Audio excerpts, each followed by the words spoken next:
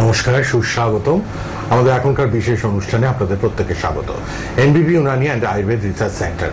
আয়ুর্বেদ মানেই একটাই নাম আমাদের হৃদয়ে গেঁথে গেছে, সেটি হচ্ছে world's first Unani cancer hospital, যাদের রয়েছে NBP Unani and Ayurveda research centre. প্রতিদিন সোনার বাংলা টিভি চ্যানেলে প্রোগ্রাম, সকাল 8:30 থেকে 9:30, বিকেল 5টা থেকে 6টা লাইভ এবং রাত 10টা থেকে 11টা আমাদের অনুষ্ঠান থাকে। 9830235527 এবং 37 আমাদের হেল্পলাইন নাম্বার।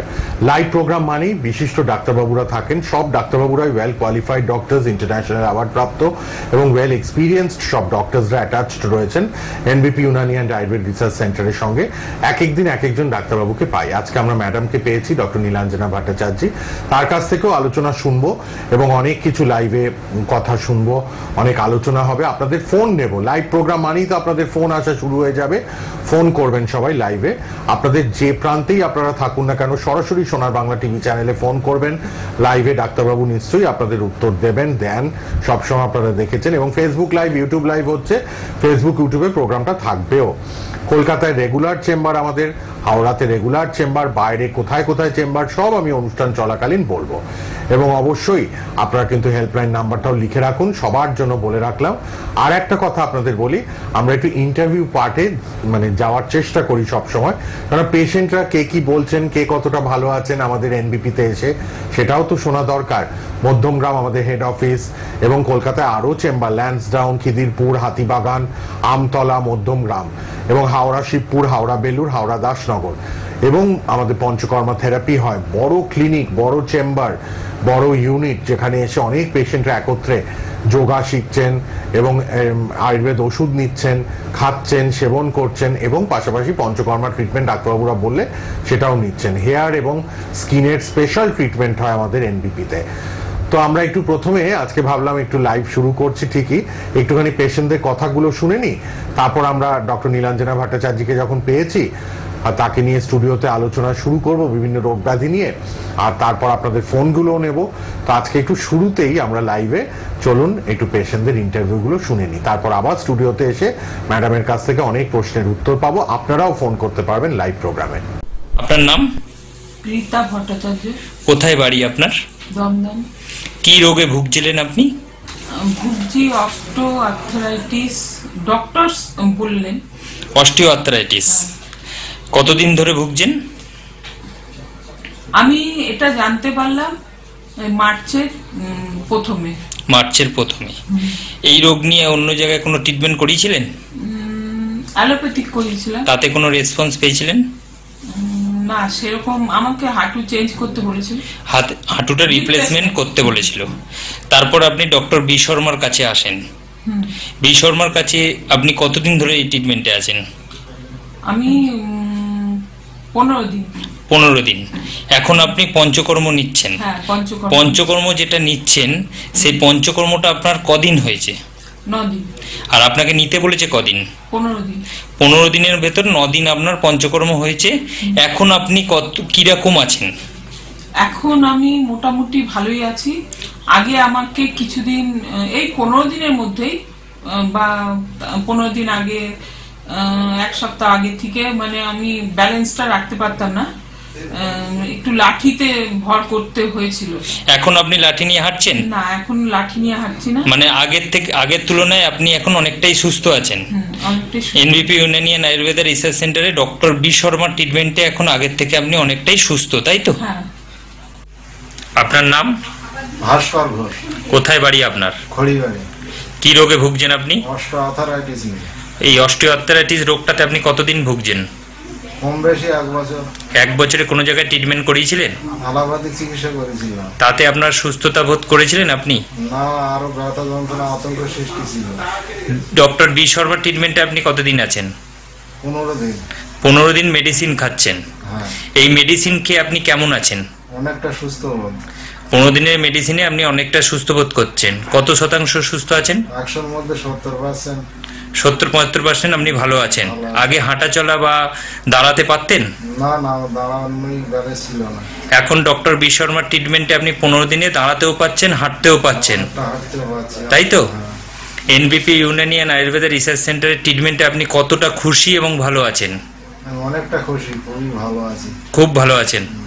আপনার নাম? জিয়া বিবি, কোথায় বাড়ি আপনার? বারাসাত। কি রোগে ভুগছিলেন আপনি? সাইটিকা বাতের জন্য। মানে রিউমাটার আর্থ্রাইটিস। হ্যাঁ। এই রিউমাটার আর্থ্রাইটিস রোগটাতে আপনি কতদিন ধরে ভুগছেন? 9 বছর। 9 বছর। 9 বছরে অন্য কোথাও ট্রিটমেন্ট করিয়েছিলেন এই রোগটা নিয়ে? অ্যালোপ্যাথি দেখিয়েছি অনেক। অ্যালোপ্যাথিক যে ট্রিটমেন্ট করলেন তাতে কোনো সুরাহা পেয়েছিলেন? না, মানে খাওয়া হয় যখন তখন মানে ব্যথা কমে যায়, আবার ফের মানে তারপরে আবার মানে যখন ওষুধ খাচ্ছেন ভালো থাকছেন, আবার ব্যথা বাড়ছে। হ্যাঁ। তা এই কষ্টটা আপনার কেমন ছিল? আপনার প্রচন্ড। প্রচন্ড কষ্ট ছিল। বাড়ির কোনো কাজকর্ম করতে পারতেন? না, পারতেন না। ডক্টর বি শর্মার ট্রিটমেন্টে আপনি কতদিন আছেন? এই 3 মাস। 3 মাস আপনি ডক্টর বি শর্মার ট্রিটমেন্টে আছেন এবং ওষুধ খাচ্ছেন। হ্যাঁ। এই ওষুধ খাওয়াতে আজকে আপনার যে রিপোর্টটা এসছে সেই রিপোর্টটা হলো, আগে আপনি যখন ডক্টর বি শর্মার ট্রিটমেন্টে এলেন তখন আপনার অ্যান্টি-সিসিপি ছিল 500, এখন আপনার অ্যান্টি-সিসিপি কত এসছে? 3.44। 3.44। আর যখন আপনি এসছিলেন আরএফ ফ্যাক্টর ছিল আপনার 87.86, এখন আপনার কত এসছে? 60.8। 16.8। আর একটা রোগ ছিল আপনার সুগার। এই সুগারটা আপনার খালি পেটে ছিল 210 এবং ভরা পেটে ছিল 312। এখন আপনি নিজে রিপোর্টটা হাতে নিয়ে নিজে বলুন এখন আপনার সুগার কেমন আছে? খালি পেটে এখন 121, ভরা পেটে 181। 121 আর 181। তাহলে আগের থেকে আপনার এই রিপোর্টটা অনেকটাই নরমাল এসে গেছে। এখন আপনি কেমন আছেন? এখন আমি আগের চেয়ে অনেক ভালো আছি। আর এই রিপোর্টটা দেখার পর আপনি কতটা খুশি? অনেক খুশি আমি। নিজের হাতে রিপোর্ট রেখেছেন এবং কতটা খুশি নিজে বলুন।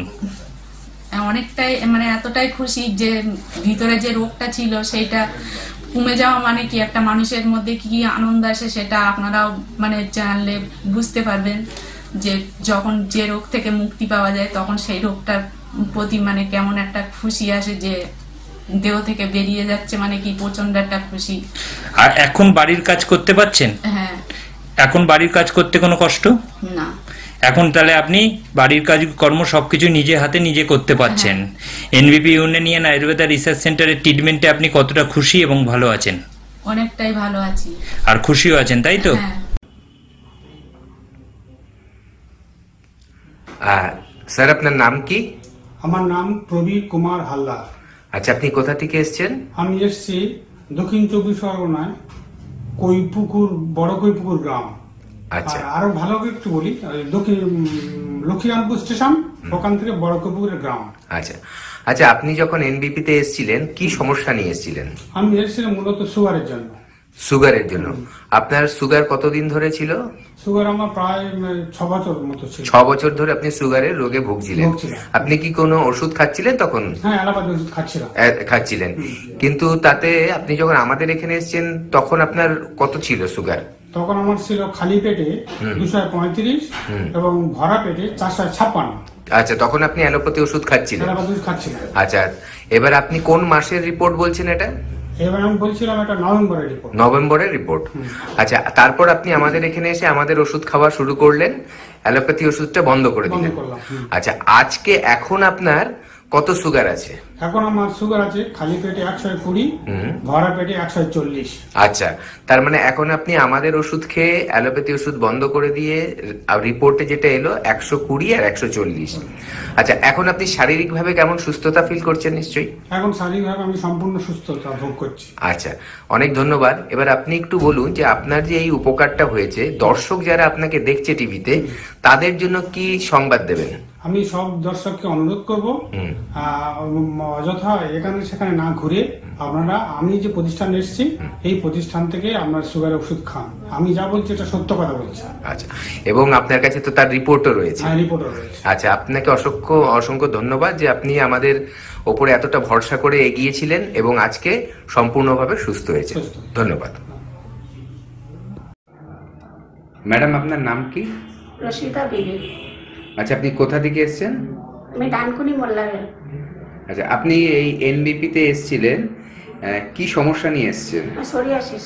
সোরিয়াসিস। আপনি সোরিয়াসিসে কত বছর ধরে ভুগেছেন? 30 বছর। 30 বছর। আগে অনেক ডাক্তার দেখিয়েছেন? হ্যাঁ। তাতে কিছু ফল পেয়েছেন? কমে যেত, 2-4 মাস পরে আবার বেরোতো। আচ্ছা, এনবিপি তে এসে চিকিৎসা করার পর আজকে কেমন আছেন? এখন আপাতত ভালো আছি।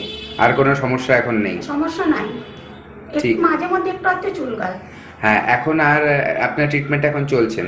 হ্যাঁ আচ্ছা, প্রায় আপনি ভালোর দিকে হয়ে গেছেন এখন, তাই তো? হ্যাঁ।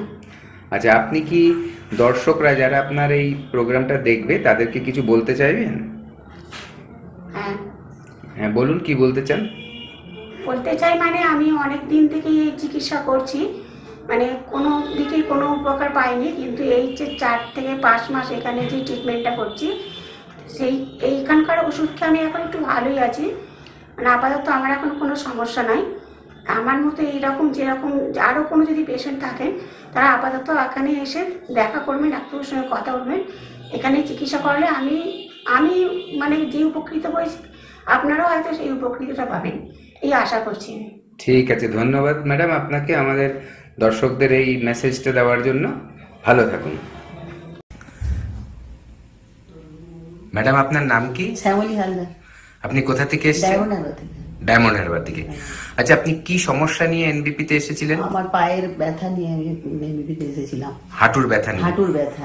ডাক্তারবাবু দেখে কি বলেছিলেন? ডাক্তারবাবু দেখে বলেছিলেন যে কতদিন সারবে বা কতদিন হবে। আচ্ছা, আপনার অস্টিও আর্থারাইটিস হয়েছে? হ্যাঁ, বলেছিলেন। আচ্ছা, আপনি আমাদের এখানে আসার আগে অন্য চিকিৎসা করেছিলেন? অনেক চিকিৎসা করেছি, কিন্তু কোনো কাজ হয়নি। কোনো কাজ হয়নি? না, একই রকম। আচ্ছা, আমাদের এখানে কোন মাসে ট্রিটমেন্টের জন্য এসেছিলেন? আমি নভেম্বরের 7 তারিখে এসেছিলাম। নভেম্বরের 7 তারিখে। আজকে ধরুন জানুয়ারি 16 তারিখ। আপনি এর মধ্যে আপনি কেমন আছেন এখন? কেমন আছেন? খুবই ভালো আছি, আমার পায়ের ব্যথা ইজি হয়ে গেছে, আমার কোনো সমস্যা নেই, হাঁটতে চলতে আর কষ্ট হয় না। এমনকি আমার রিলেটিভদেরও বলেছি, তারা ভেলোর যাবে বলেছিল, যে আগে ডাক্তারবাবুকে দেখাও, তারপরে তোমরা অন্য জায়গায় দেখাবে। হ্যাঁ, এবং তারাও এখন সম্ভবত এসেছে। মানে আপনার এতটা এখানে আত্মবিশ্বাস জন্মেছে যে আপনার নিজের রিলেটিভদেরও এখানে পাঠাচ্ছেন এখন। আচ্ছা, এখন আপনি তাহলে স্যাটিসফাইড? এবং এখন স্যাটিসফাইড। আচ্ছা, আপনি দর্শকরা যারা আমাদের এই প্রোগ্রাম দেখছেন তাদের জন্য কি বলতে চাইবেন? তাদের বলতে চাই তারাও এই এখানে দেখাক এবং রোগ থেকে মুক্ত হোক। আচ্ছা, তাদেরকেও আপনি চাইছেন যাতে এনবিপি তে এসে ডাক্তারবাবুকে দেখান এবং তাদের যা কোনো সমস্যা হোক সেটা নিয়ে আসলে তারা ভালো ফল পাবে, আপনার এই বিশ্বাস আছে? আমার এটা বিশ্বাস। আচ্ছা, আমার নিজের থেকে আমার এটা বিশ্বাস যে আমার হয়েছে তখন তাদেরও ভালো হয়ে যাবে, আমার এটা নিজের আত্মবিশ্বাস। অনেক অনেক ধন্যবাদ আপনাকে, এবং আপনি আরো ভালো থাকুন, আমরা এটাই আশা করব। এবং দর্শকদের যেটা বললেন, দর্শকদের জন্য এটা একটা সুখবর যে আমাদের এখানে এলে অনেক দূরে গিয়ে চিকিৎসা না করিয়েও আমাদের এনবিপি তে এসে চিকিৎসা করলে মানুষ সুস্থ হতে পারে। ধন্যবাদ। ম্যাডাম, আপনার নাম কি?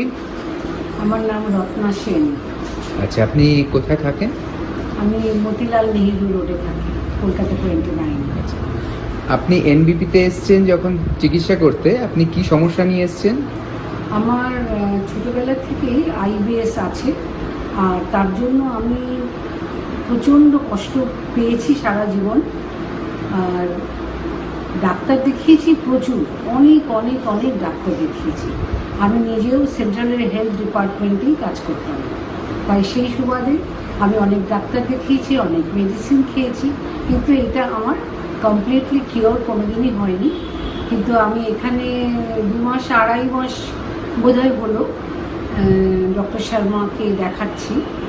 ওনার মেডিসিনে আমি নিজেই বলছি 60% 70% আমি ভালো আছি। একটু আমার অসুবিধা যেটুকু আছে তার জন্য আজকে আমি এসেছিলাম, ডক্টর সাহেব আমাকে আরেকটা মেডিসিন ইনক্লুড করে দিয়েছেন। কিন্তু আমি এনার চিকিৎসায় খুবই আশাবাদী। আমি এতদিনে বোধহয় সঠিক পথেই চলছি, সঠিক ডক্টরের সন্ধান পেয়েছি। আচ্ছা, আপনার তরফ থেকে আমাদের যে ভিউয়ার্স আছে যারা প্রোগ্রামগুলো দেখেন আমাদের, তাদের জন্য কোনো মেসেজ দিতে চাইবেন? মেসেজ দেব, আমার এই অসুখটার কথা ভেবেই বলছি যে আমার এই অসুখটা তো খুব পুরনো অসুখ। অ্যালোপ্যাথি, হোমিওপ্যাথি, আমি বহু ওষুধ খেয়েছি। তারপরে যখন আমি নো হোপ হয়ে গেছি এবং এখানে এসে আমি বাঁচবার চেষ্টা করছি বলতে পারেন, তাই আপনাদেরও বলছি, আপনাদের যদি কোনো সমস্যা থাকে আপনারা এখানে এসে নিশ্চয়ই যোগাযোগ করতে পারেন, আর আশা করি আপনারাও আমার মতন উপকৃত হবেন। ধন্যবাদ ম্যাডাম আমাদেরকে আপনার এই কথাগুলো জানানোর জন্য। ধন্যবাদ। নমস্কার। ফিরে এলাম স্টুডিওতে। আর অবশ্যই কিন্তু আপনারা এবার ফোন করতে পারবেন, টানা এখন লাইভ চলবে একদম অনেকক্ষণ সময়। এনবিপির প্রোগ্রাম নিয়মিত তো দেখছেন আপনারা, পেশেন্টদের ইন্টারভিউগুলো একটুখানি শুনে নিলাম সময়ের ফাঁকে। এবার একদম আপনাদের ফোনও নেব, আপনারা সবাই ফোনে চলে আসবেন। আমাদের মধ্যে ম্যাডাম তো উপস্থিত, আমি আগেই বলে দিয়েছি নামটা শুরুতেই। ম্যাডাম এসে অনেকক্ষণ অপেক্ষায় ছিলেন, একটুখানি পেশেন্টদের কথাগুলো শুনে এবার ম্যাডামের কাছে আসবো। নানাবিধ প্রশ্ন, নানাবিধ সমস্যায় মানুষ জর্জরিত, নানান রোগ ব্যাধি, কি করবেন দিশেহারা। একটাই প্রশ্ন, একটাই সবার ইচ্ছা বা জিজ্ঞাসা আমি দেখি, সেটা হচ্ছে যে আমরা সুস্থ কত তাড়াতাড়ি হতে পারবো। ফোন আসা শুরু হয়ে গেছে, আমি ফোনও নেব অবশ্যই। আপনারা ফোনে আসছেন আমি দেখতে পাচ্ছি, আপনারা ফোন করুন, আমরা অবশ্যই কিন্তু ফোন নিতে শুরু করে দেবো। আর হেল্পলাইন নাম্বারটাও প্লিজ লিখে রাখবেন। উপস্থিত আছেন তো আমি আগেই বলে দিয়েছি ডক্টর নীলাঞ্জনা ভট্টাচার্য, ম্যাডামকে স্বাগত জানিয়ে নিই। এবং অবশ্যই আপনারা যারা ফোন করবেন চটপট চলে আসুন, লাইভ প্রোগ্রাম চলছে, আপনারা কথা বলতে পারবেন ম্যাডামের সঙ্গে। হ্যাঁ ম্যাডাম, আপনি আজকে অনেক দিন পরে আপনাকে আমরা পেলাম, মানে পেশেন্টদের এত চাপ থাকে, ভিড় থাকে, ম্যাডাম কেন অন্যান্য ডাক্তারবাবুরাও ইচ্ছে থাকলেও সবসময় এসে উপস্থিত হতে পারেন না, তো অনেকদিন পর ম্যাডামকে পেয়েছি। আজকে কোন বিষয়টা নিয়ে আজকে বলবেন একটু প্রথমে? প্রথমত আমরা যে বিষয়টা নিয়ে আলোচনা করব সেটা একটু ফিমেল ওরিয়েন্টেড হোক, একটু মহিলাদের নিয়ে একটু সমস্যা নিয়ে আমরা একটু আলোচনা করি। কারণ মহিলাদের নিয়ে এর জন্য আমরা আলোচনা করতে চাইছি, কারণ প্রচুর পরিমাণে আমরা কেস পাই, পিসিওডি সংক্রান্ত হোক বা বাল্কি ইউট্রাস বা সার্ভাইকাল ক্যান্সার বা ব্রেস্ট ক্যান্সার, প্রচুর আমরা এরকম পেশেন্ট পাই ওয়ার্ল্ড ওয়াইড। এখন প্রচুর এরকম ফিমেল পেশেন্ট দেখা যাচ্ছে যাদের ক্যান্সার স্টেজ 2 বা 3-তে গিয়ে সেই জিনিসগুলো ধরা পড়ছে। তো এতদিন অনেক সেলিব্রিটিদের মধ্যে আমরা এই সমস্যাটা দেখতে পাই। দেখুন, সেলিব্রিটিরা একটা রেগুলার চেক আপের মধ্যে থাকে, হেলথ চেক আপের মধ্যে থাকে, proper diet, exercise, gym, yoga সবকিছুই কিন্তু ওনারা করছেন। তারপরেও কিন্তু ওদের ক্ষেত্রেও কিন্তু দেখা যায় যে লিভার ক্যান্সার, একদম, আর সেটাও 2nd বা 3rd স্টেজে গিয়ে লিভার ক্যান্সার বা ব্রেস্ট ক্যান্সার এগুলো কিন্তু অনেকটা স্টেজ পরে গিয়ে ধরা পড়ছে। তো তাদের ক্ষেত্রে যদি, ওনাদের ক্ষেত্রে যদি এটা এত দেরিতে ডিটেক্ট হয়, আমরা তো খুবই সাধারণ, আমরা তো সেরকম ভাবে কোনো ধরনের কোনো পরীক্ষাও করাই না, তো তার জন্য একটু এগুলো নিয়ে একটু আমাদের আলোচনা হবে। তার আগে একটু আমরা ফোনটা নিয়ে নিই। ফোন নিয়ে নিই, পরপর ফোনে আসছেন অনেকে, একটু সঙ্গে থাকবেন। ম্যাডাম হয়তো কোনো একটা আলোচনা করছেন, তারপর নিশ্চয়ই আপনাদের কথাগুলো আমরা শুনবো। আচ্ছা, কে আছেন বলুন? হ্যালো। হ্যালো, হ্যাঁ বলুন। নমস্কার, আমি বাঁকুড়া থেকে কথা বলছি। হ্যাঁ, আমার নাম রিনা দাস। হ্যাঁ, তো আমার সমস্যাটা হলো আমার থেকে থেকে আমাশার প্রবলেম হয়, গ্যাস, অম্বল, আমাশা, এটা রোগী এই বিগত বছর দিন ধরে এই প্রবলেমটা চলছে। তো এই কি আয়ুর্বেদে পার্মানেন্ট কোনো সলিউশন আছে? আপনি বাঁকুড়া থেকে ফোন করছেন বললেন? হ্যাঁ। আচ্ছা, আপনার এই যে পেটের সমস্যাটা, এটা কি গরমের সময় বেশি হয় না সব সময় 12 মাসে এই সমস্যাটা আপনার হচ্ছে? না না ম্যাডাম, গরমের সময় সমস্যাটা বাড়ে। অ্যাকচুয়ালি আমি মেডিসিন খাই, আমার গ্যাসের একটা বড়ি দিয়েছেন ডক্টর, এছাড়াও আমি সেটা ওটা করেই থাকি, কিন্তু আমার সমস্যাটাও লেগে থাকে আর গ্যাস অম্বলটাও খুব প্রচুর বেশি। তো গরমে এটা খুব বেড়ে যায়। আচ্ছা, দেখুন, আপনার পেটের যে সমস্যাটার জন্য আপনি বললেন যে আপনার গ্যাস অম্বলের সমস্যা হয় বা ডিসেন্ট্রির সমস্যা হয়, যেটাকে আমরা আমাশা বলে থাকি, এই প্রবলেমটা বেসিক্যালি এটা না গরমের সময় বা বর্ষাকালে খুব বেশি বাড়াবাড়ি হয়। কিন্তু আপনার বরাবরই পেটের সমস্যা রয়েছে, পেট যদি আপনার ঠিকভাবে পরিষ্কার না হয় তাহলে কিন্তু এই প্রবলেমগুলো কোনোদিনও আপনার ঠিক হবে না। আপনি জানতে চাইলেন যে আয়ুর্বেদে তার কোনো চিকিৎসা রয়েছে কিনা। এতদিন ধরে আমরা প্রোগ্রাম করছি, প্রত্যেকটা প্রোগ্রামে পেটের সমস্যা নিয়ে আমরা হয় আলোচনা করি বা ফোনও আসে। আমি একটাই কথা বলি, আপনার পেটের সমস্যার জন্য আয়ুর্বেদ ছাড়া আর অন্য কোনো উপায়, কোনো রাস্তা, কোনো মেডিসিন, কোনো কিছুই নেই। আপনি যে মেডিসিনটা খাচ্ছেন সেটা আপনি দেখবেন সারা জীবন হয়তো আপনাকে খেয়ে যেতে হবে, বা আপনি যতদিন খাচ্ছেন আপনি ভালো থাকবেন, মেডিসিনটা বন্ধ করলে অ্যাজ ইট ইজ এক জায়গায় ফিরে চলে আসবেন। তো প্রপার একটা ট্রিটমেন্টের দরকার, পার্মানেন্ট সলিউশনের দরকার।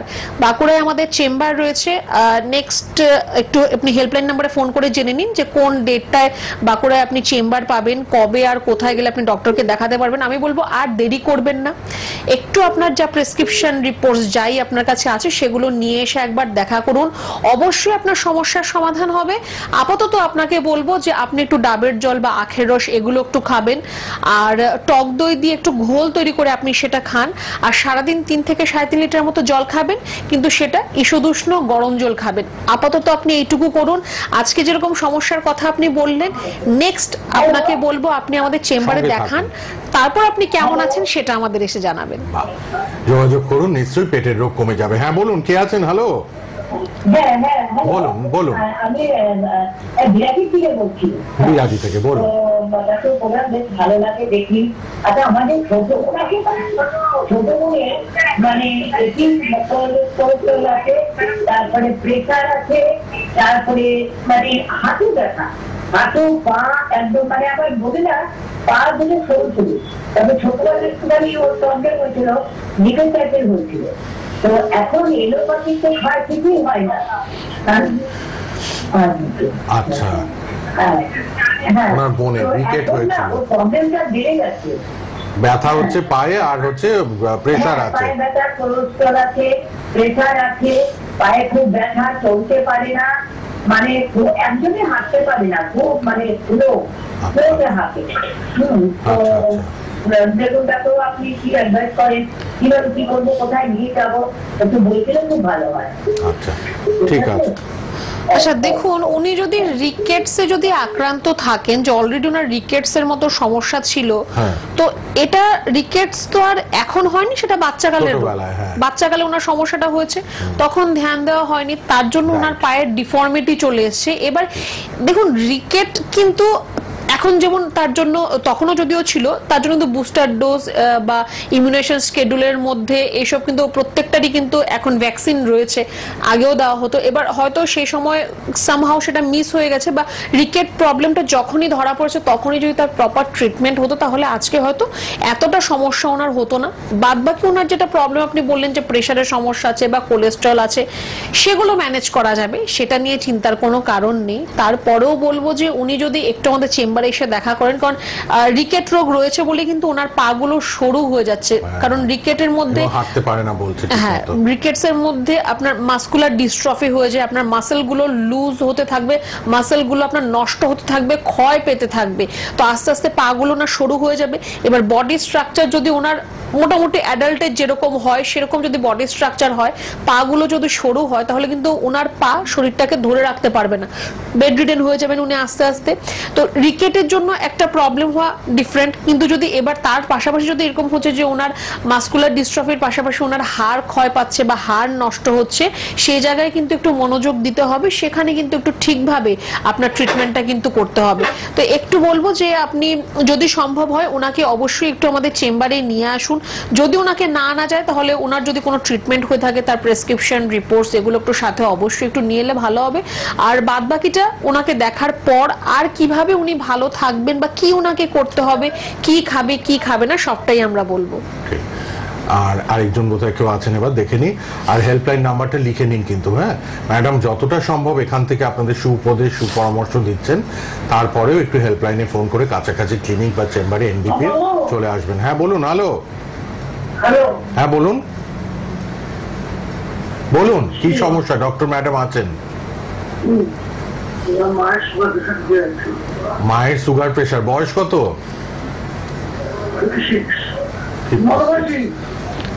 তো তার জন্য কোনো চিকিৎসা করছেন? চিকিৎসা হচ্ছে, মায়ের চিকিৎসা হচ্ছে। তো চিকিৎসা হয়ে গেলে তারপর আবার সুগার বা প্রেশার বাড়ছে কেন? চিকিৎসা হলে তো সেটা কম হবে বা ঠিক হয়ে যাবে। প্রপার চিকিৎসা হচ্ছে না তার মানে? জানেন না তো, আপনি যে ডাক্তারবাবুর কাছে চিকিৎসা করছেন তার থেকে জানুন ব্যাপারটা, আগে ওনার থেকে জেনে নিন যে কেন ওনার সুগার প্রেশার কমছে না, কেন একই রকম জায়গায় রয়েছে, আগে সেটা আপনি বোঝার চেষ্টা করুন। এবার দেখুন, আমাদের কাছে তো অবশ্যই চিকিৎসা রয়েছে, আমরা চিকিৎসা করলে সেটা আপনার মায়ের সেটা কমও হবে, ঠিকও হবে, কিন্তু এতদিন ধরে আপনি যেখানে চিকিৎসা করছেন সেখানে তো একটা প্রশ্ন তো অ্যাটলিস্ট করবেন যে কেন সেটা ঠিক হচ্ছে না। ঠিক আছে, আগে সেখান থেকে প্রশ্নটার উত্তরটা জেনে নিন, তারপরও আপনার মায়ের সুগারের রিপোর্ট করুন, খালি পেটে আর খাবার পর দুটো রিপোর্টই করবেন।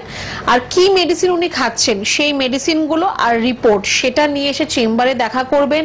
নয়তো আমি আপনাকে এখান থেকে ফোনে বলে তো আমি বোঝাতে পারবো না যে কিভাবে কি করতে হবে ওনাকে, বা মেডিসিন তো আমি ফোনে ফোনে দিতে পারবো না।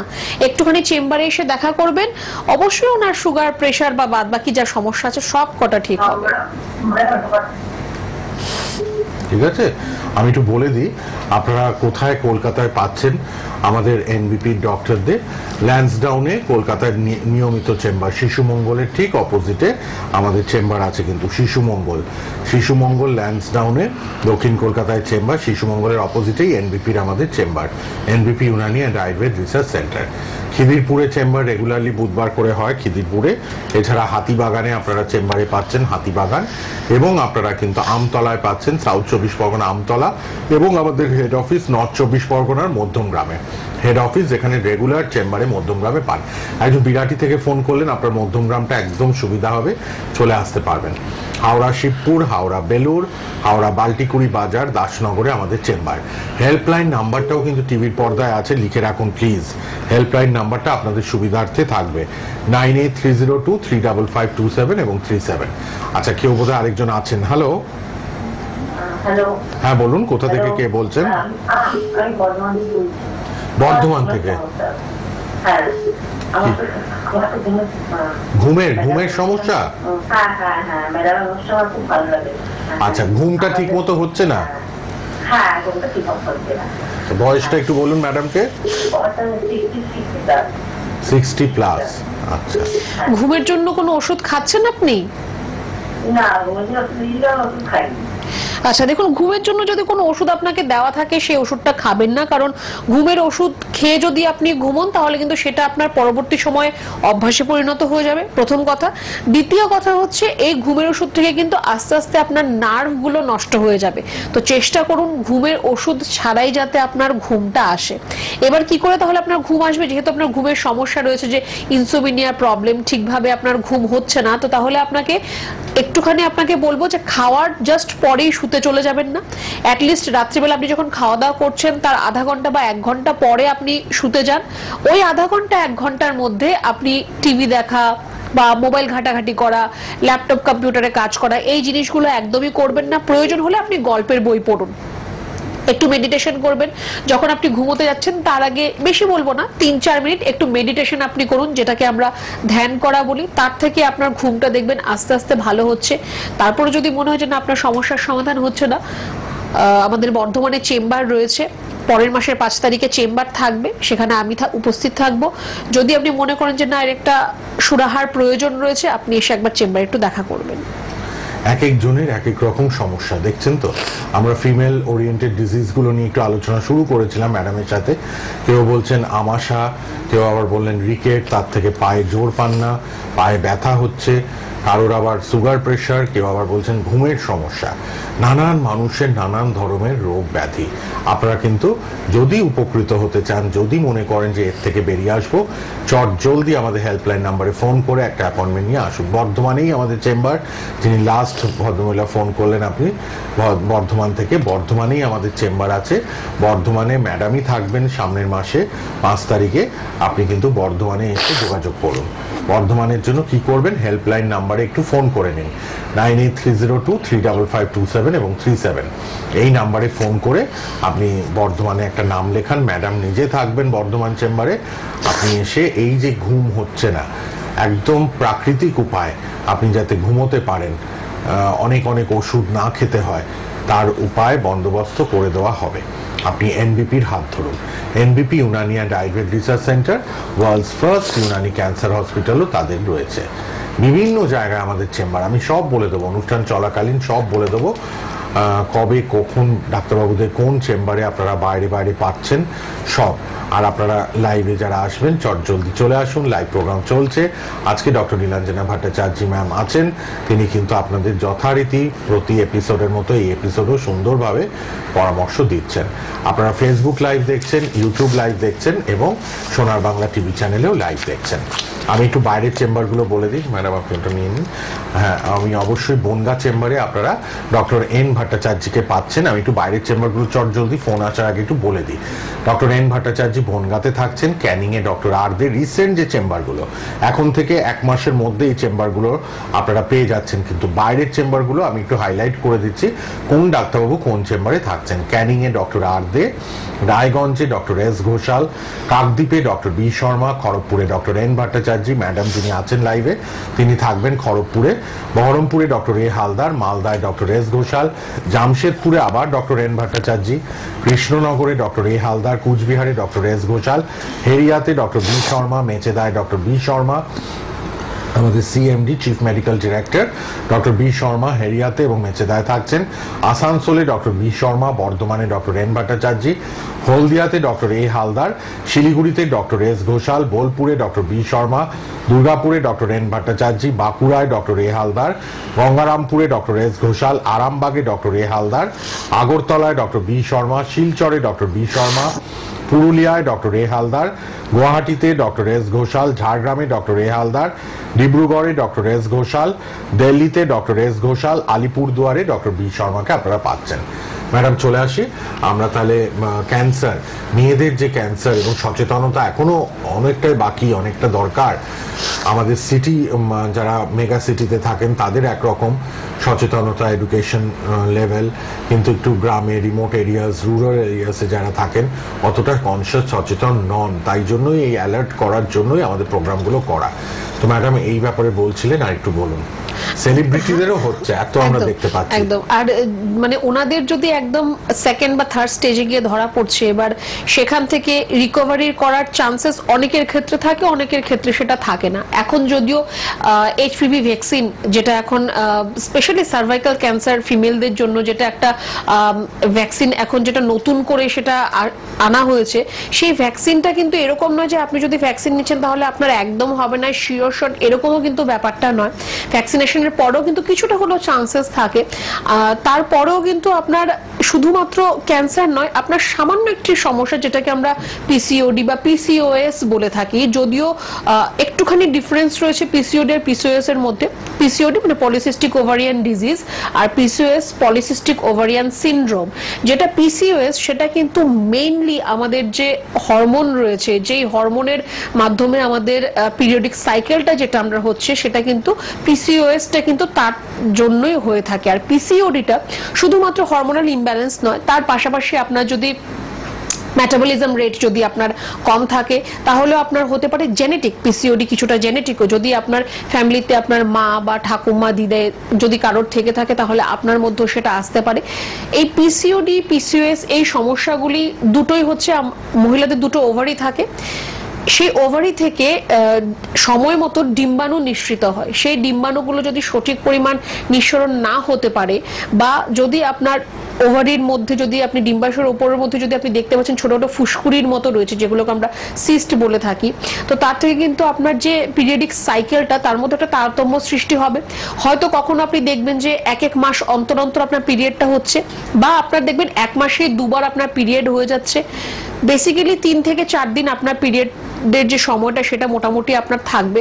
কখনো দেখা যায় যে সেটা 7 দিন, 8 দিন বা 10 দিনের মতো থাকে, কখনো দেখা যায় যে 1 দিন বা 1.5 দিনের মধ্যেও কিন্তু সেটা শেষ হয়ে যাচ্ছে।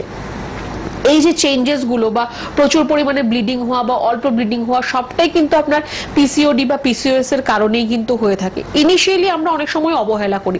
যদি 1 মাস আপনার এরকম কোনো চেঞ্জেস হচ্ছে সেটা নর্মাল, কারণ অনেক সময় অতিরিক্ত এংজাইটি, স্ট্রেস বা ডিপ্রেশন থেকেও এটা হতে পারে। যদি আপনি দেখছেন যে না 2 মাস 3 মাস আপনার রেগুলার পিরিয়ডটা আপনার পিছিয়ে যাচ্ছে, বা আপনার এক এক মাস অন্তর অন্তর হচ্ছে, বা এরকম অনেক দিন ধরে হচ্ছে, বা কম সময়ের জন্য হচ্ছে, তাহলে কিন্তু আপনাকে একটুখানি কনসাস হতে হবে, একটুখানি আপনার ডক্টরের সাথে কনসাল্ট করতে হবে, আর কিছু ব্লাড টেস্ট আর একটা ইউএসজি রিপোর্ট আপনাকে কিন্তু অবশ্যই করতে হবে। আপনি যদি এটাকে অবহেলার মধ্যে যদি আপনি রেখে দেন যে ঠিক আছে হচ্ছে, হবে, হয়ে যাবে, ঠিক হবে, তাহলে কিন্তু পরবর্তী সময়ে গিয়ে এটা আপনার একটা ইনফার্টিলিটির কারণ হতে পারে। ইনফার্টিলিটির অনেক কারণ রয়েছে, তার মধ্যে প্রলং পিসিওডি বা পিসিওএস আনট্রিটেড অবস্থায় থাকলে সেখান থেকেও কিন্তু আপনার পরবর্তী সময়টা ইনফার্টিলিটি বা একটা বন্ধ্যাত্বর একটা কিন্তু কারণ, খুব বড় মেজর কারণ কিন্তু হতে পারে। তো যাতে এত দূর আপনার সমস্যাটা না চলে যায় তার জন্য কিন্তু একটু আগের থেকেই সতর্ক হওয়ার প্রয়োজন রয়েছে। একটা ফোন আছে, একটু আবার আমরা ফোনটা নিয়ে আলোচনা আবার আসছি। কে আছেন বলুন। হ্যালো। হ্যালো। হ্যাঁ বলুন। হ্যাঁ, আমি বারুইপুর থেকে বলছি। হ্যাঁ বলুন। মানে ম্যাডাম যে বলছিল পিরিয়ড নিয়ে, আমি ওই নিয়ে একটা জিজ্ঞাসা করবো। হ্যাঁ বলুন। হ্যালো, বলছি মানে আমার যখন মানে পিরিয়ডসটা হয় তার মানে আগে মানে এক সপ্তাহ 4-5 দিন আগে প্রচুর গা হাত পা ব্যথা হয়, এটা কেন হয়? শুধু গা হাত পা ব্যথাই হয় তো? মানে পুরো একটু গা হাত পা ব্যথা, পেটে ব্যথা, কোমর থেকে শুরু করে প্রচন্ড ব্যথা হয়, মানে প্যারাসিটামল খেতে হয় এমন ব্যথা হয়। আচ্ছা, আর পিরিয়ডস এ কোনো সমস্যা নেই তো? না না না। ঠিক আছে, দেখুন আমি এক্ষুনি বললাম যে আমাদের যে এই পিরিয়ডিক সাইকেল যেটা আমাদের হয় বা পিরিয়ডস যেটা হয় সেটা আমাদের হরমোনের জন্য হয়ে থাকে।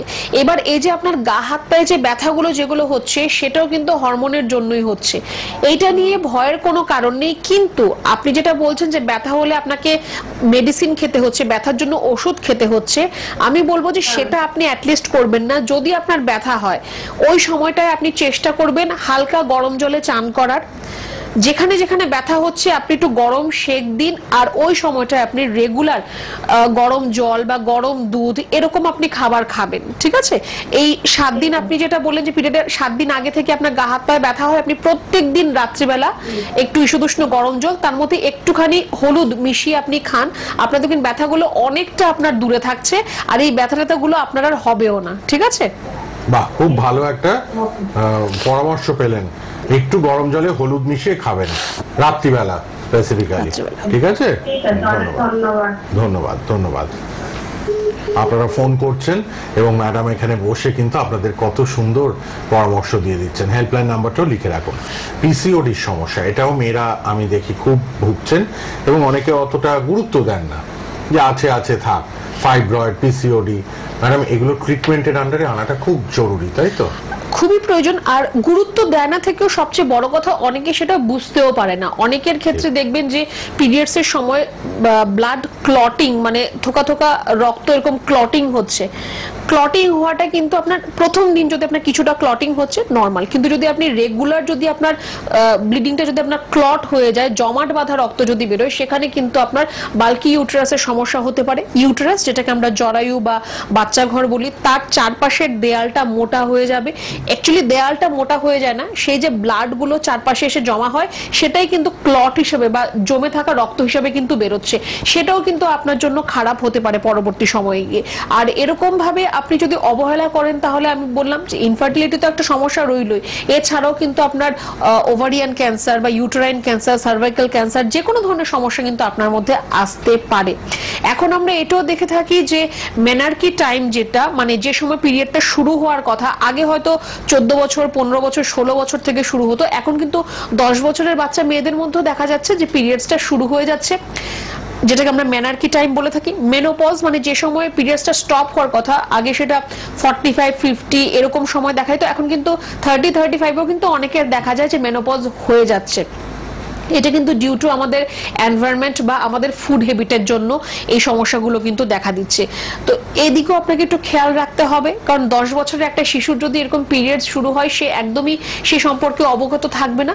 ভালো করে তার এডুকেশন দিতে হবে, ভালো করে তাকে সেটা বোঝাতে হবে। এখন স্কুলে স্কুলে তার জন্য এডুকেশন শুরু হয়েছে, প্যারেন্টস গার্জিয়ানদের সেটাকে নিয়ে একটু সচেতন হতে হবে। ভয় দেখাবেন না একদমই, বা কোনো ধরনের মিথ তার মধ্যে দেবেন না, যেটা মানে নিয়মিত যেটা বাস্তবিক সেরকম ভাবে তাকে এক্সপ্লেন করবেন।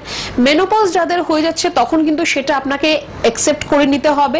যদি সেটা আফটার 40-45 হয় সেটা আপনার অ্যাকসেপ্ট করে নিতে হবে। কিন্তু যদি আপনি দেখছেন 30 বছরই আপনার পিরিয়ডস এরকম প্রবলেম হচ্ছে বা 35-এ গিয়ে আপনার পিরিয়ডসটা বন্ধ হয়ে যাচ্ছে, সেখানে কিন্তু আপনার একটু ট্রিটমেন্টের প্রয়োজন রয়েছে। কারণ আমাদের মধ্যে যে হরমোন রয়েছে তার মধ্যে AMH একটি হরমোন রয়েছে, প্রোল্যাকটিন বলে একটি হরমোন রয়েছে, তার মাত্রা যদি কম থাকে তাহলে কিন্তু আপনার পিরিয়ডসটা তাড়াতাড়ি আপনার স্টপ হয়ে যাবে, বন্ধ হয়ে যাবে। তো সেখান থেকেও আপনাকে একটু সচেতন হতে হবে। প্রত্যেক দিন, বেশি নয়, আধা ঘন্টা সময় নিজের জন্য বার করুন, একটু যোগা, প্রাণায়াম, ফ্রি হ্যান্ড এক্সারসাইজ, অবশ্যই এগুলো একটু করার প্রয়োজন রয়েছে। খাওয়া দাওয়ার মধ্যে ডায়েরির জাতীয় খাবার খাওয়া আপনার একদমই চলবে না। Fast food, fry food, junk food এগুলোকে অ্যাভয়েড করুন। প্যাকেট জাতীয় খাবার অ্যাভয়েড করুন। অনেকেই আমরা ফ্যাশনের জন্য আমরা ফ্রুট জুস খাই, প্যাকেট ফ্রুট জুস, একদমই উচিত নয়।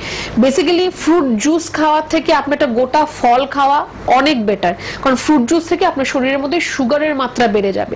আপনি যদি যেটা মানে অরিজিনাল ফ্রুট তারও যদি আপনি রস করে খান, ফলের রস করে খান, তার থেকে কিন্তু সুগারের মাত্রা বেড়ে যায়। তো সুগারের মাত্রাও কিন্তু বেড়ে যাওয়াটা আপনার একটা পিসিওডির কারণ হতে পারে, ইনসুলিন রেজিস্ট্যান্স হয়ে যায় সেখানে। তো অনেকগুলো ব্যাপার রয়েছে, ভয়ের কোনো কারণ নেই এখানে, বা আপনি অবহেলা করছেন সেটা একদমই করবেন না। ইনিশিয়ালি যদি কোনো সমস্যা হচ্ছে কোনো ডক্টরের সাথে কনসাল্ট করুন। অনেকেই যেটা আমরা দেখে থাকি যে পিসিওডি হয়েছে তো আলটিমেট একটাই ভাবে যে সার্জারি করতে হবে, কোনো প্রয়োজন নেই। শুধুমাত্র মেডিকেশনের মাধ্যমে কিন্তু আপনার পিসিওডি বা পিসিওএস, আপনার বাল্কি ইউটেরাস, আপনার ইউটেরাইন ফাইব্রয়েড এগুলো কিন্তু ঠিক হওয়ার জায়গা রয়েছে। তো সেদিকে একটু হাঁটলে আমার মনে হয় প্রত্যেকের জন্যই ভালো হবে। অনেক কিছু কিন্তু আমরা জানতে পারছি। এই যে ম্যাডাম তাড়াতাড়ি পিরিয়ড বন্ধ হয়ে যাচ্ছে, আপনারা পেশেন্ট পাচ্ছেন 35-36 এর মধ্যে হয়তো পিরিয়ডটা বন্ধ হয়ে গেল, তাহলে ট্রিটমেন্ট তো আপনি বললেন করতেই হবে। স্ট্রেস, টেনশন, অ্যাংজাইটি, পলিউশন এগুলোও কি একটা ফ্যাক্টর হরমোনাল প্রবলেমের বাদ দিয়ে? একদম একদম। আমি এক্ষুনি বললাম যে এরকমও হতে পারে যে আপনার এক মাসে দুবার পিরিয়ড হচ্ছে, বা একটা মাস আপনার গ্যাপিং হয়ে গেল, সেটা কিন্তু আপনার অতিরিক্ত পরিমাণ স্ট্রেস বা অ্যাংজাইটি থেকে আপনার হতে পারে।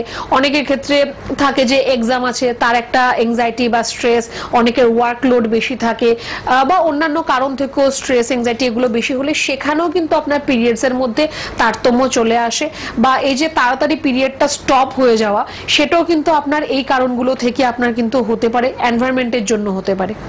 ম্যাডাম, ওভারিয়ান ক্যান্সার বা ব্রেস্ট ক্যান্সার খুব কমনলি এখন বাড়ছে, দিনে দিনে দেখতে পাচ্ছি পেশেন্টদের সংখ্যা। তো কিভাবে আমাদের অ্যাওয়ারনেস ক্রিয়েট করা দরকার আরো? ব্রেস্ট ক্যান্সারের ক্ষেত্রে আমি বলবো, দেখুন অনেক সময় আমরা পেশেন্ট দেখি যে যারা বলছে যে ব্রেস্টে একটু ব্যথা হয় বা কোনো শক্ত মাংসপিণ্ডর মতো মনে হচ্ছে, তো সেটাও আপনি সেলফ এক্সামিন করুন। এরকম নয় যে আপনার সামান্য একটু ব্যথা হচ্ছে বলেই আপনি ভয় পেয়ে যাবেন, ঘাবড়ে যাবেন, একদমই নয়। যেখানে আপনার ব্যথা হচ্ছে সেই জায়গাটা আপনি নিজে একটু ফিল করে দেখবেন যে ওই জায়গায় কোনো মাংসপিণ্ড, শক্ত কোনো মাংসপিণ্ডর মতো মনে হচ্ছে কিনা, বা আপনার সেটা হাতের নিচে ব্যথাটা আপনার রেডিয়েট করছে কিনা, বা সেখানে কোনো ফুলে আছে কিনা, এগুলো একটু আপনি নিজেই কিন্তু আপনি চেক করে দেখতে পারেন। যদি এরকম কিছু আপনি দেখছেন তাহলে কিন্তু আপনাকে ম্যামোগ্রাম বা ইউএসজি একটু করার প্রয়োজন রয়েছে। অনেকের ক্ষেত্রে দেখা দেয় যে পিরিয়ডস এর 1-2 দিন আগে বা পরে বা ডিউরিং দ্য পিরিয়ডস এরকম ব্রেস্টের মধ্যে একটু হেভিনেস মনে হয় বা ব্যথা মনে হয়, সেটা কিন্তু নর্মাল। কিন্তু এছাড়াও যদি আপনি দেখছেন যে না আপনার ব্রেস্টের কোনো অংশে আপনার ব্যথা হচ্ছে, বা ওই জায়গাটা ফুলে আছে, বা ওখানে কোনো আপনার ভেতরে কোনো শক্ত মাংসপিণ্ডর মতো মনে হচ্ছে, তাহলে কিন্তু একটু আপনার রিপোর্টস করার প্রয়োজন রয়েছে। রিপোর্টস করলেই সেটা চলে আসবে যে সেটা আপনার কোনো ধরনের কোনো ক্যান্সারাস কোনো গ্রোথ রয়েছে কিনা। দেখুন প্রত্যেকটা টিউমার বা ফাইব্রয়েডই কিন্তু ক্যান্সারাস নয়, কিন্তু কিছু কিছু টিউমার বা ফাইব্রয়েড ক্যান্সারাস। আর ক্যান্সারের সেল কিন্তু প্রত্যেক দিন, প্রত্যেক মিনিট, প্রত্যেক সেকেন্ড মাল্টিপ্লাই হয়ে বাড়তে থাকে, মানে দ্বিগুণ আকারে বাড়তে থাকে। আজকে এখন আপনার দুটো থেকে চারটে থেকে 16 থেকে 32 এরকম ভাবে সেলগুলো বাড়তে থাকে। তো খুব র্যাপিডলি কিন্তু সেলগুলো বাড়তে থাকে, আর তার জন্য খুব র্যাপিডলি কিন্তু ছড়িয়েও পড়তে পারে, আপনার এক জায়গা থেকে অন্যান্য জায়গায় কিন্তু ছড়িয়েও পড়তে পারে। তো সেই জায়গা থেকে আপনাকে একটু সতর্ক হতে হবে, সেই জায়গা থেকে আপনাকে একটু রিপোর্ট করা বা ট্রিটমেন্ট করা, সময় মতো করা, তার কিন্তু একটু দরকার আছে। আমি আবারও বলবো সচেতনতা দরকার। ফিমেল ডিজিজ নিয়ে সবসময় সময় পাই না আমরা আলোচনা করার। নানাবিধ সমস্যা নিয়ে ফোন আসে, নানাবিধ সমস্যা নিয়ে আলোচনা করেন ডক্টররা, কিন্তু ফিমেল ওরিয়েন্টেড ডিজিজ কিন্তু একদম ইগনোর করবেন না। এটাও কিন্তু খুব ইম্পর্টেন্ট ট্রিটমেন্ট করা। নানান রকম ফিমেলদের কিন্তু প্রবলেম ডিজিজ দেখা যাচ্ছে। World's first Unani cancer hospital রয়েছে আমাদের NBP Unani and Ayurveda research সেন্টারে, যেখানে পঞ্চকর্মা ট্রিটমেন্টের ফ্যাসিলিটি আছে, শিলিগুড়ি সেন্টার, এছাড়া অবশ্যই কিন্তু আমাদের হাওড়া এবং মধ্যমগ্রাম, সর্বত্র কলকাতার সেন্টার ক্লিনিকে ল্যান্সডাউনে পঞ্চকর্মা হচ্ছে। চুলের এবং স্কিনের জন্য তো স্পেশাল ট্রিটমেন্ট হয়, নানান রকম প্রোডাক্ট আপনারা পেতেই পারেন আয়ুর্বেদিক, সেগুলো অর্ডার করলে আপনারা বাই কুরিয়ার, বাই পোস্ট আপনি কিন্তু বাড়ির অ্যাড্রেসেও পাবেন চুলের এবং স্কিনের জন্য। আর হেল্পলাইন নাম্বার তো রয়েছেই। ল্যান্সডাউনে আমাদের চেম্বার কলকাতায়, দক্ষিণ কলকাতায়, খিদিরপুরে চেম্বার, হাতিবাগান, আমতলা, মধ্যমগ্রাম, আর হাওড়াতে শিবপুর, বেলুর, বাল্টিকুড়ি বাজার, দাসনগর। এগুলো আমাদের রেগুলার চেম্বার কলকাতা হাওড়ায়। প্রতি সপ্তাহে আপনারা ডাক্তারবাবুদের পাচ্ছেন। এবার বলে দিই, বনগাঁতে পাবেন ডক্টর এন ভট্টাচার্যকে। রিসেন্ট চেম্বারগুলো আমাদের এই এক মাসের মধ্যে, কামিং এক মাসের মধ্যে বাইরের চেম্বারগুলো কোন ডাক্তারবাবু কোন চেম্বারে থাকছে একটু শুনে নিন। বনগাঁয় ডক্টর এন ভট্টাচার্য, ক্যানিংয়ে ডক্টর আর দে, রায়গঞ্জে ডক্টর এস ঘোষাল, কাকদ্বীপে ডক্টর বি শর্মা আমাদের সিএমডি কাকদ্বীপে থাকছেন। আচ্ছা, খড়গপুরে ডক্টর এন ভট্টাচার্য, বহরমপুরে ডক্টর এ হালদার, মালদায় ডক্টর এস ঘোষাল, জামশেদপুরে ডক্টর এন ভট্টাচার্য, কৃষ্ণনগরে ডক্টর এ হালদার, কুচবিহারে ডক্টর এস ঘোষাল, হেরিয়াতে ডক্টর বি শর্মা থাকবেন হেরিয়ায়, মেচেদায় ডক্টর বি শর্মা থাকবেন, আসানসোলে ডক্টর বি শর্মা, বর্ধমানে ডক্টর এন ভট্টাচার্য, হলদিয়ায় ডক্টর এ হালদার, শিলিগুড়িতে ডক্টর এস ঘোষাল, বোলপুরে ডক্টর বি শর্মা, দুর্গাপুরে ডক্টর এন ভট্টাচার্য, বাঁকুড়ায় ডক্টর এ হালদার, গঙ্গারামপুরে ডক্টর এস ঘোষাল, আরামবাগে ডক্টর এ হালদার, আগরতলাতে, ত্রিপুরা আগরতলায় ডক্টর বি শর্মা থাকবেন নিজে, শিলচরে ডক্টর বি শর্মা, পুরুলিয়াতে ডক্টর এ হালদার, গুয়াহাটিতে ডক্টর এস ঘোষাল, ঝাড়গ্রামে ডক্টর এ হালদার, ডিব্রুগড়ে ডক্টর এস ঘোষালকে পাবেন। দিল্লির চেম্বারটা আমাদের নেক্সট দিল্লির চেম্বার 22শে জুলাই নেক্সট দিল্লির চেম্বার ডক্টর এস ঘোষাল থাকবেন। দিল্লিরটা আমি বারবার বলে দিচ্ছি কেন, আপনারা অনেক মানুষ ওখানে মানে অ্যাপয়েন্টমেন্ট নিতে চেষ্টা করেন দিল্লিতে, তাই ডেটটাও আমি বলে দিলাম। 22শে জুলাই নেক্সট আমাদের দিল্লির চেম্বার এনবিপির পক্ষ থেকে হবে, এনবিপি ইউনানি অ্যান্ড আয়ুর্বেদ রিসার্চ সেন্টারের পক্ষ থেকে ডক্টর এস ঘোষাল থাকবেন। সব ডাক্তারবাবুরাই সব চেম্বারে ঘুরিয়ে ফিরিয়ে থাকেন কিন্তু। আর আলিপুর দুয়ারে ডক্টর বি শর্মা থাকবেন। আলিপুর দুয়ার নর্থ বেঙ্গলে আবার ডক্টর শর্মা নিজে থাকবেন, আমাদের সিএমডি। সব ডাক্তারবাবুরাই ঘুরিয়ে ফিরিয়ে থাকছেন কিন্তু সব চেম্বারে। আপনারা হেল্পলাইন নাম্বারটা লিখে নিন। ফেসবুক লাইভ, ইউটিউব লাইভ হচ্ছে, সোনার বাংলা টিভি চ্যানেলে লাইভ হচ্ছে, আর ফেসবুক ইউটিউবে তো ফোনে থেকে যাবে, বারবার দেখে নিতে পারবেন। 9830235527 এবং 37 এই দুটো নাম্বার কিন্তু আপনারা লিখে রাখুন। ম্যাডাম, ওভারিয়ান ক্যান্সার বা ইউট্রাসের যাদের প্রবলেম, এগুলো আমাদের এখানে ট্রিটমেন্ট হচ্ছে? একদম ট্রিটমেন্ট হচ্ছে, কিন্তু আমরা যে কেসগুলো পাই সেগুলো ফ্রেশ কেস খুব কমই আমরা পাই। এরকমই হয় যে অন্যান্য জায়গায় ট্রিটমেন্ট করানোর পর বা অনেক সময় সার্জারি অবধি করে নিয়ে থাকে পেশেন্টরা, তারপর আমাদের কাছে পেশেন্টরা আসছে।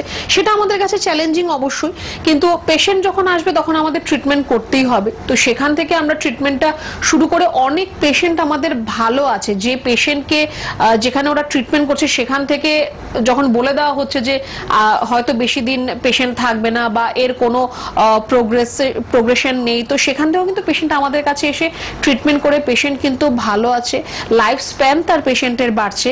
তো কোনোটাই কিন্তু ক্রিটিক্যাল নয়। এমন নয় যে ক্যান্সার নিয়ে আয়ুর্বেদ এখন ট্রিটমেন্ট করছে বা এখন সেটা নিয়ে মেডিসিন বেড়েছে, একদমই নয়। আমরা যখন পড়াশোনা করেছি, যখন চরক সংহিতা লেখা হয়েছিল, তখনও কিন্তু সেখানে ক্যান্সার নিয়ে আলোচনা করা ছিল, ক্যান্সারের ট্রিটমেন্ট কিন্তু সেখানে বলা ছিল। আয়ুর্বেদে ক্যান্সারকে অর্বুদ বলা হয়ে থাকে, তো সেখানে কিন্তু তার সম্পূর্ণ ট্রিটমেন্ট বা কিরকম ভাবে কোন ক্যান্সার জন্য কিরকম কি ট্রিটমেন্ট হবে সবটাই কিন্তু সেখানে লেখা ছিল, আমাদের পড়তেও হয়েছে সেটা। কিন্তু এখন যেটা আমরা পেশেন্টগুলোকে পাই সেগুলো কিন্তু হয়তো স্প্রেড হয়ে যাচ্ছে, মেটাস্টেসিস হয়ে যাচ্ছে, ক্যান্সারটা এক জায়গায় ছিল সেখান থেকে আরেক জায়গায় ছড়িয়ে যাচ্ছে, বা অন্যান্য জায়গায় ট্রিটমেন্ট করার পর আমরা পাচ্ছি সেখানে কিন্তু একটু ক্রিটিক্যাল হয়ে যায়, কিন্তু সলিউশন অবশ্যই রয়েছে। আরেকজন বোধহয় ফোনে আছেন, একটু দেখে নি, তারপর আবার আলোচনায় আসছি। হ্যাঁ বলুন, কে বলছেন? হ্যালো, বলুন। হ্যাঁ বলুন বলুন। আমার নিজের কথা বলছি, আমার মানে খুব অ্যাক্টিভিটি চলাফেরা করলে এই ভালো কাজে খেতে দিতে পারি না, আমার মুখে এখন বুঝতেই পারছি না। মানে আমি খুবটা ভালোবাসি, তাছাড়া আমি অন্য কিছু একদম খেতেই পারছি না, ভাতও খেতে পারি না, মানে কোনো সবজি সবজি আর লন্ডের একদমই খেতে পারি না। মানে এরকম হচ্ছে, মানে পুরো উইকনেস লাগছে মানে আমাকে। হ্যাঁ, খেতে পারছি না, মাঝে মাঝে মাথাটা উঠে হচ্ছে, হ্যাঁ ঘোরাচ্ছে। তো কি করবো ডাক্তার? তো চিকন অ্যাসিডিটি হচ্ছে, মানে কি খাবো, যেটা খাই সেটাই অ্যাসিডিটি হচ্ছে। আচ্ছা আচ্ছা, হাইপার অ্যাসিডিটি ভালো হবে, ডাক্তার বলেছিল ভালো হয়। হ্যাঁ, এইভাবে আচ্ছা আচ্ছা, ঠিক আছে। দেখুন, প্রথমত তো আমি অ্যাডভাইস করব বা আমি চাইবো যে আপনি সবকিছুই খান, কিন্তু আপনি যদি খেয়ে হজম করতে না পারেন তাহলে তো আপনি কিছুই খেতে পারবেন না। এবার আপনার মুখের স্বাদ আপনার নেই, সেটা আপনার অতিরিক্ত অ্যাসিডিটির জন্য আপনার হচ্ছে, আপনার অতিরিক্ত অ্যাসিডিটির জন্য আপনার এই সমস্যাটা হচ্ছে। তো এই হাইপার অ্যাসিডিটি এই জিনিসটাকে বা অ্যাসিড রিফ্লাক্স এই জিনিসটাকে আগে আপনাকে ঠিক করতে হবে। তো আপনি এখন থেকেই ঈষদুষ্ণ গরম জল খাওয়া শুরু করুন প্রত্যেক দিন দুপুর আর রাতে, মানে আফটার লাঞ্চ আর আফটার ডিনার আপনি 1 গ্লাস ঈষদুষ্ণ গরম জল, তার মধ্যে একটুখানি বিট নুন দেবেন, দিয়ে এই জলটা আপনি খাবেন। আমরা তো খাবার খাওয়ার পর এমনিতেও জল খাই, আপনি এভাবে জলটাকে খাবেন, একটুখানি গরম জলের মধ্যে একটু বিট নুন দিন, সেই জলটা আপনি খাবেন দুপুর আর রাত খাবার খাওয়ার পর। আর একটু আপনাকে বলবো যে একটু আপনি টক দই দিয়ে একটু ঘোল তৈরি করে আপনি খান, সেটা আপনার জন্য খুব ভালো হবে। এখন যথেষ্ট গরম রয়েছে, আপনি দই দিয়ে ভাত দিয়ে খেতে পারেন।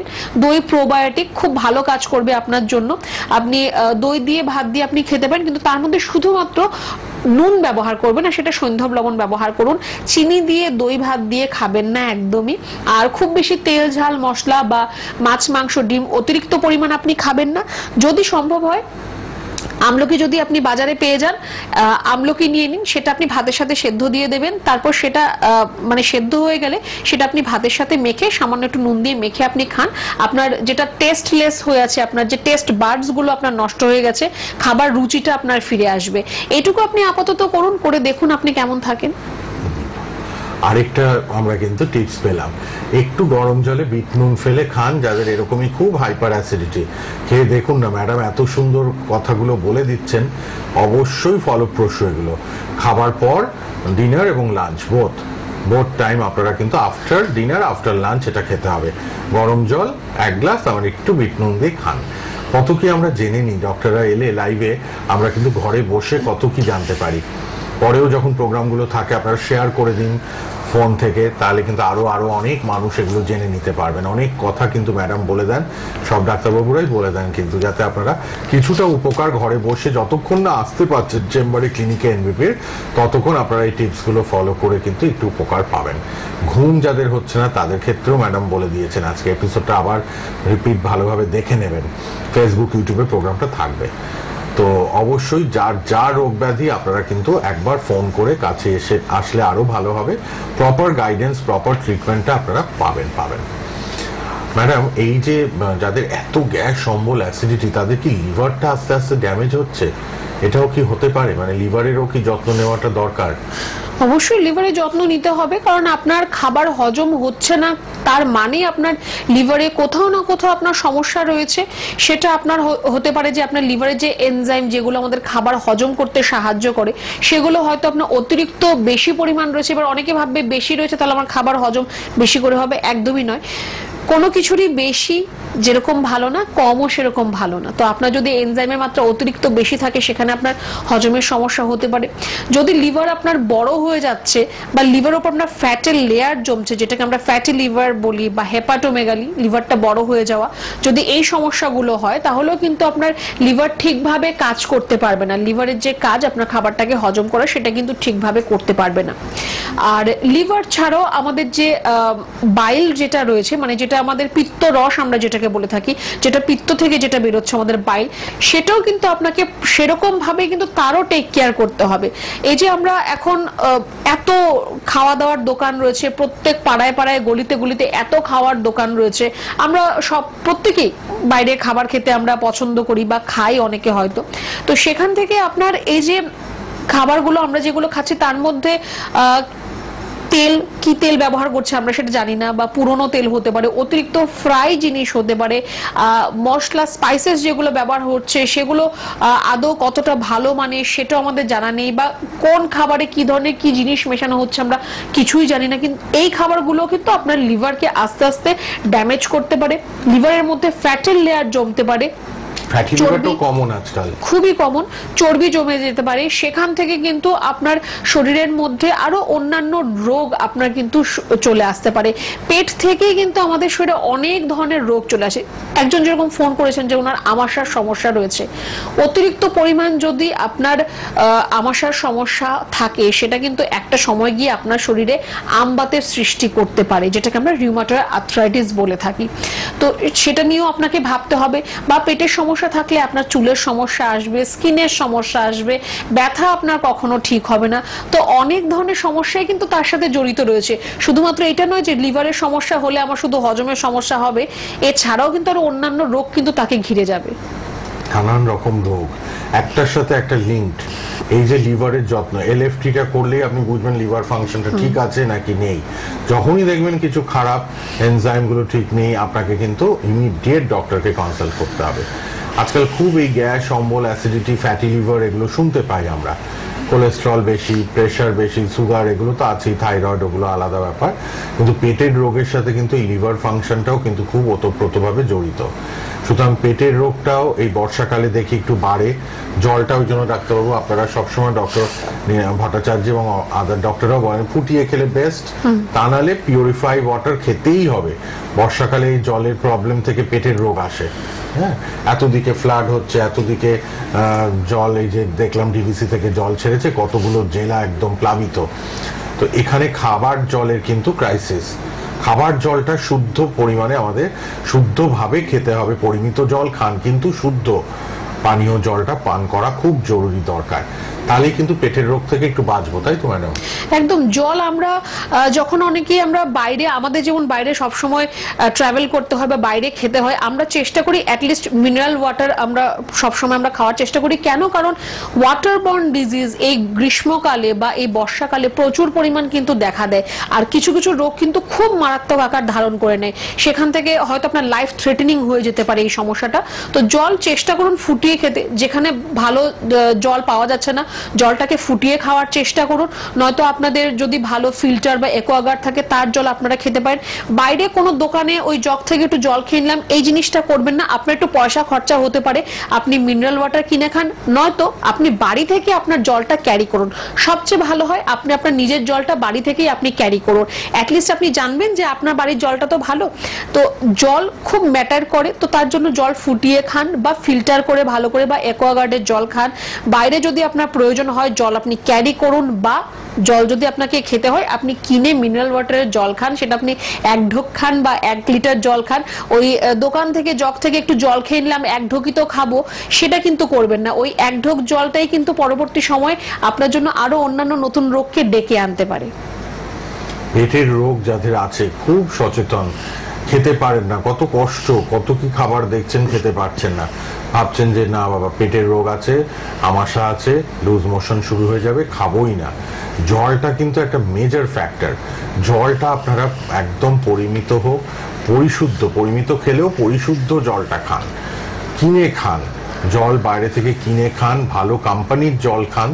অনেক ম্যাডাম লোকাল অনেক দেখতে পাই, ট্রেনে ফ্রেনে আমরা দেখি, কিন্তু সেগুলো না, একটু কোম্পানির, রিনাউন্ড কোম্পানির জলটা খান। জলের দিকে নজর রাখুন কিন্তু। হ্যাঁ, তো যে জায়গায় ছিলাম ম্যাডাম, আর 2 মিনিট আছে। তো আমাদের ফিমেল ডিজিজ এত বাড়ছে, অনেকে চেপে রাখেন। আমার মনে হয় আরো অ্যাওয়ারনেস, কনসিয়াসনেস দরকার, এবং মেয়েদের নিজেদের এটাকে ইগনোর না করে যত তাড়াতাড়ি সম্ভব ডক্টরের পরামর্শ নেওয়া উচিত, সেটা যে কোনো ফিমেল ডিজিজে হোক না কেন। একদম ইগনোর তো একদমই করবেন না। আর যেটা বললাম যে ভয় একদমই নয়, আর লজ্জা একদমই নয়। একটা আপনার রোগ হয়েছে, সেটা আপনি ট্রিটমেন্ট করবেন, আপনি ভালো হয়ে যাবেন। আপনার যে রোগটা রয়েছে সেটা কিন্তু দেখুন, আপনি হয়তো বাইরের লোকের সাথে সেরকমভাবে আপনি ডিসকাস করতে পারছেন না, আপনি ডক্টরের সাথে সেটা নিয়ে আপনি ডিসকাস করতে পারবেন, কারণ ডক্টর কিন্তু অলরেডি জানে এই রোগ সম্পর্কে। আপনি এরকম ভাবে ভাববেন না আমি কি করে গিয়ে ডক্টরকে বলবো। আপনি এনবিপিতে যদি চিকিৎসা করান, অ্যাজ এ আপনি যদি ফিমেল কনসালটেশন চান সেটা আমার সাথে করতে পারবেন। যদি অন্য কোনো ডক্টরও থাকে সেখানে কিন্তু কোনো ধরনের কোনো হেজিটেশন নয়, যেটা আপনার সমস্যা সেটা বলবেন। আপনি এটা জেনে নিন সেই ডক্টর কিন্তু সেই পড়াশোনাটা করেই তারপর এখানে বসে আছে। তো একদম হেজিটেশন নয়, লজ্জা নয়, অ্যাওয়ারনেস আরো বাড়াতে হবে। আমরা আজকে ফিমেল ডিজিজ নিয়ে আলোচনা করলাম, দেখতে দেখতে সময়টা একদম শেষের দিকে। আজ আর সময় নেই, আবার আমরা পরবর্তী লাইভে ফিরবো এমবিপি প্রোগ্রামে। আপনারা ভালো থাকুন, সুস্থ থাকুন। ম্যাডামকে অনেক ধন্যবাদ। হেল্পলাইন নাম্বারটা লিখে নিন। ফেসবুক লাইভ, ইউটিউব লাইভ হলো, ফেসবুক ইউটিউবের প্রোগ্রামটা থাকবেও, সোনার বাংলা করলেই পাবেন। আবার দেখা হচ্ছে পরবর্তী অনুষ্ঠানে। 3 বার করে অনুষ্ঠান, সকাল 8:30 থেকে 9:30 সকালে, বিকেল 5টা থেকে 6টা লাইভ প্রতিদিন, আর রাত 10টা থেকে 11টা। ম্যাডাম ধন্যবাদ, শেষ করলাম। ভালো থাকবেন সবাই, সুস্থ থাকুন।